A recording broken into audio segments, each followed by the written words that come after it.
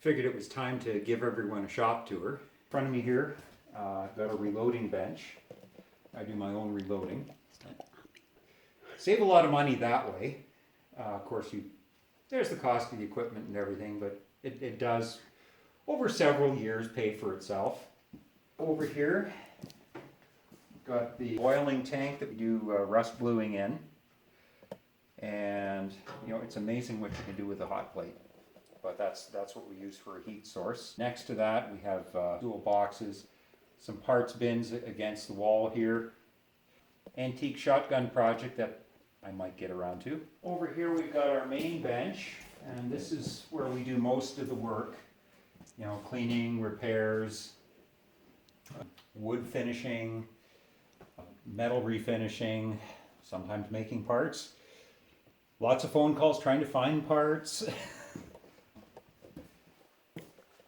And over here we have a custom rifle that we're taking on a commission to make a modern magazine work into it. So far no luck, but I'm hopeful. Across the shop here on the back wall we have our combination lathe milling machine. And this was fun moving in.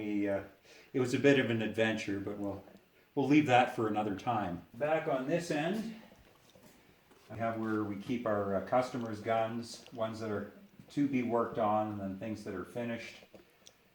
And from back here, you can see the far side of the shop. On the left, follow me up here. I hope I'm not getting you all dizzy. On the left side, we have our sales rack. This is stuff that's been reconditioned or traded in to be reconditioned. And then over here, this is stuff that is either in the process of getting repaired or, again, has been refinished, and we're just waiting for customers to pick them up. We keep everything locked up. One you'll notice is out. The fellow's dropping by today to pick it up. And we have the wrapper from our supper up there. There's a couple of them. The bigger one's the one I got last year. So got a better deer than Tina, finally. So begins the segment of what constitutes gunsmithing. Would you like to enlighten people on a basic level? Okay, well, on a very basic level, a gunsmith, you're doing the same thing as a mechanic will do for your car.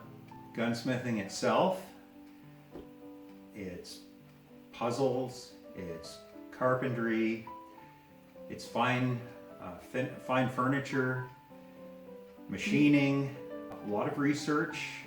You mentioned, but on a watchmaking scale, for a lot of it. Pretty much, because you can deal with some pretty tiny parts. And patience, you need a lot of patience. But the fun part, what I enjoy about it, other than, you know, just working on puzzles and just the history of them, is meeting the people, getting the family stories. It's always different, it's always changing. What would be reasons that people in general shouldn't try to fix their own guns?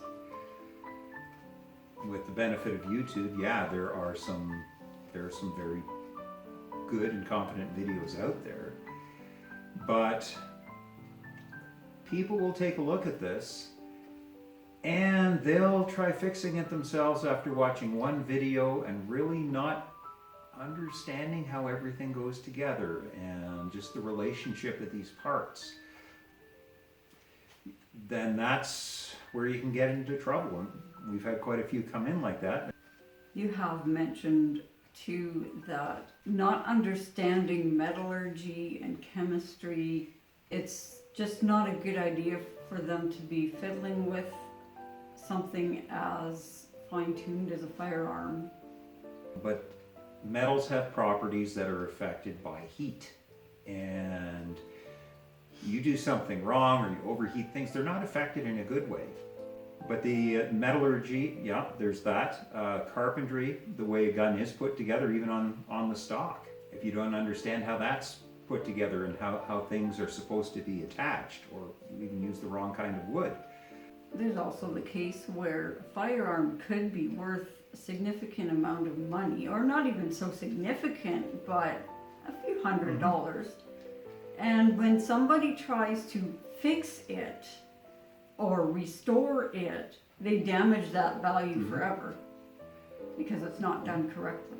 Had a couple of years ago a customer who came in and he asked me to restore the bluing, that dark blue coloring that you have on firearms. And I took a look at the rifle and I said, well, what do you know about it? He says, well, when he understood it was built in 1899 and it wasn't a very common caliber. And I said, wait, let me do some research on it. I can restore the wood, or at least make it look that it hasn't been so badly beaten, but the metal I don't want to touch. And I got back to him, I'd done the research, and I said, well, the reason I'm not touching it is because of the value of the gun. And I asked him what he paid for it. And then I told him, yeah, with the original finish on this gun, it's worth over $2,000. There's also a safety issue again of you don't know what each part really does in a gun. Or you might know its ostensible purpose, but what is it doing along with the rest of the parts to hold that gun together when you're using it? So you don't want to be fooling around with that or possibly weakening those small, some of those springs are so delicate you wouldn't think they belong in a gun. And yet they are what control the entire function of it.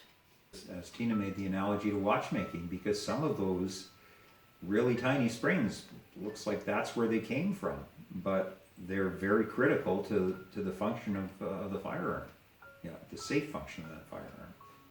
And there, as we know very well in the shop, there are more wrong ways than right ways to put some of those guns back together.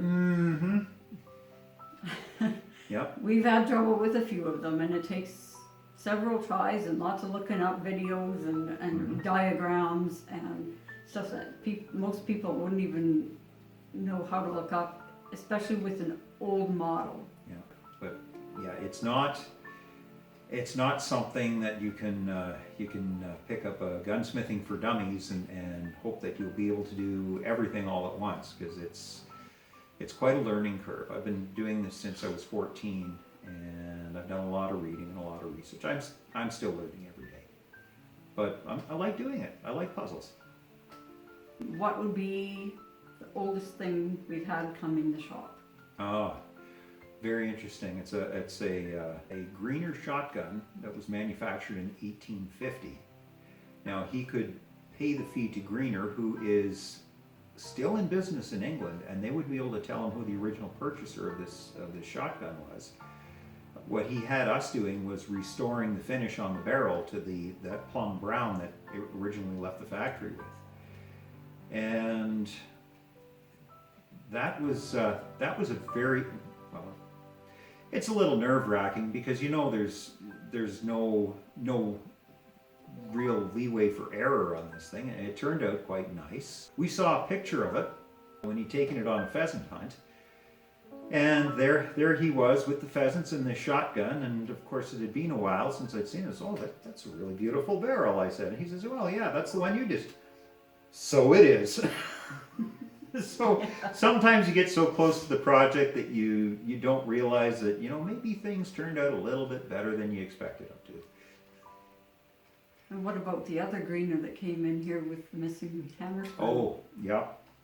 It's another friend of ours. He and his father used to go to these rendezvous, Reenactments, yes, basically. early reenactments from around 1812 era. And he was talking to his dad, and a competition shoot, and this is an original Greener from 1855. And he's talking to his dad, and the powder goes down the one barrel, and then the wadding, and then the shot, and the overwad. And he's still talking to his dad, and then the powder goes down, and then the wadding goes down, and then the shot goes down, and then the shot goes down again, and then the overwad goes down. The right barrel went off, no problem. He touched off the left barrel, bruised his shoulder, and the hammer departed the gun. And here is a screw that has broken off this gun, replacements of which have not been available since about 1880. And I had a friend of mine who is a master machinist who took one look at it and he said, "Oh, I've always wanted to try something this small." Because it's a very tiny screw. It's a 540. It's around what's about a 16th inch roughly screw on there. And I had to take that thing out. The only thing I had available was a Dremel and a really good magnifier, and that was probably one of the most nerve-wracking parts removals of my life because I could not screw this up at all. There was no way to fix it if we did. We got it out, we got the part in, and the gun is still happily showing up at reenactments. So he was quite happy with that one as well. But you know, things like this you don't see very often, but it's kind of a privilege, and you'll get the history, and that's what I really enjoy about it, is the family stories.